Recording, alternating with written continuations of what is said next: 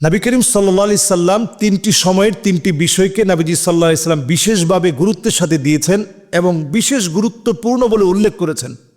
সালাসুন লা তুরাদ, তিনটি বিষয় যদি আপনাকে দেওয়া হয় আপনি কখনো ফিরিয়ে দিবেন না। এর মধ্যে একটা হচ্ছে সকালবেলার যদি কেউ আপনাকে সকালবেলা নাস্তা যদি কেউ অফার করে, নবীজি সাল্লাল্লাহু আলাইহি সাল্লাম ফজরের পরে নাস্তা করতেন। সকালবেলায় যদি কেউ আপনাকে নাস্তা অফার করে আপনি সেটা গ্রহণ করবেন। এরপরে নবীজি সাল্লাল্লাহু আলাইহি সাল্লাম রেস্ট নেওয়া অথবা বিশ্রাম নেওয়াকে এত গুরুত্ব দিয়েছেন যে যদি কেউ আপনাকে একটু বালিশ দিয়ে বলে যে একটু বিশ্রাম নিয়ে নেন, সামান্য হলেও খাওয়ার পরে একটু কাইলুলা করবেন। নবীজি এটা না করতেন না, নিষেধ করতেন না, ফিরিয়ে দিতেন না।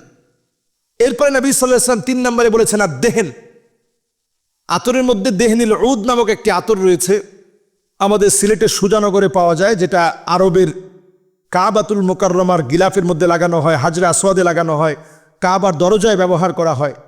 এই দেহনিল উদ নামক আতরটি নবী আলাইহিস সালাতু ওয়াস সালাম সরাসরি দেহনের কথা বলা হয়েছে যে এইরকম দেহন, এই আতর যদি সুগন্ধি যদি কেউ কাউকে দেয় তাহলে তোমরা এটা ফিরিয়ে দিও না।